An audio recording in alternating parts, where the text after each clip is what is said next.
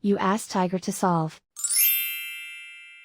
This deals with linear equations with one unknown. The final result is x equals 10. Let's solve it step by step.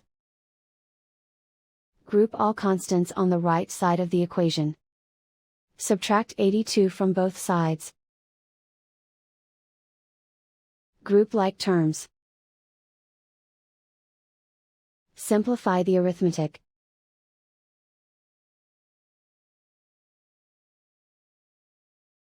Isolate the x. Divide both sides by negative 0.4. Cancel out the negatives. Simplify the arithmetic. Cancel out the negatives. Simplify the arithmetic.